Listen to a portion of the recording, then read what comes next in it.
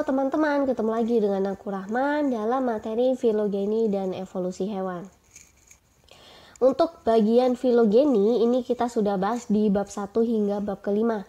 Dan untuk bab yang mengenai evolusi hewan kita bahas di bab ke-6, 7, dan 8. Dan bab 9 ini kita akan membahas mengenai latihan soal dari materi ini. Untuk itu langsung aja kita mulai. Pertanyaan yang pertama, sederhana saja. Apa sih yang dimaksud dengan filogeni?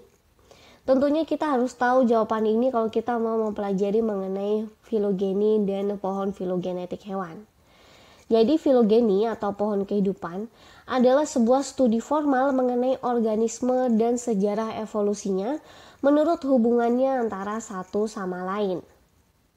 Langsung aja kita ke pertanyaan kedua. Apakah perbedaan antara pohon filogenetik dengan taksonomi? Jadi memang kalau kita membicarakan mengenai keberagaman hewan dan evolusi hewan, kita akan dihadapkan pada spesies-spesies dan kehidupan hewan-hewan tersebut. Nah mungkin di kepala kita akan muncul, bukannya taksonomi juga membicarakan mengenai keberagaman hewan ya? Terus apa bedanya antara keduanya? Jadi kalau taksonomi ini adalah pembagian teratur organisme menurut kategori yang berdasarkan serangkaian dari karakteristik yang digunakan untuk melihat persamaan dan perbedaannya. Sedangkan pohon filogenetik ini melibatkan klasifikasi biologis dan menggunakan morfologi untuk menunjukkan hubungan antar tiap-tiap spesies. Kemudian soal nomor 3, apakah yang dimaksud dengan ortologus? Berikan contohnya dan jelaskan. Nah, kalau kalian udah lihat materi di bab-bab yang saya jelaskan, pasti kalian sudah tahu apa yang dimaksud ortologus. Ortologus artinya terpisah karena suatu kejadian spesiasi. Jadi, intinya awalnya dia sama. Contohnya adalah gen hemoglobin B di manusia dan tikus itu ortologus. Jadi, gen tersebut memiliki fungsi yang sama. Namun sekuensinya telah berbeda sejak keduanya memiliki leluhur yang sama. Jadi adanya perubahan evolusi yang membuat keduanya berbeda, tapi fungsinya sama. Dan itu adalah arti dari ortologus. Soal nomor 4. Eumetazoa terbagi menjadi klat radiata dan bilateria menurut simetrinya. Dan pertanyaannya, manakah di bawah ini yang termasuk ke dalam klat radiata? A. Chordata, B. Echinoderm, C. Ecdysozoan, D. Lophotrochozoan, atau E. Cnidarian. Tentunya kita tahu bahwa Eumetazoa ini artinya adalah hewan-hewan yang asli, sejati ya, bukan parazoa. Dan klat radiata ini adalah hewan-hewan yang memiliki simetri radial. Jadi dia memiliki pusat titik di tengah. Contohnya seperti potongan pie atau sinar matahari. Sedangkan simetri bilateria ini adalah semua jenis hewan lain yang tidak memiliki simetri radial.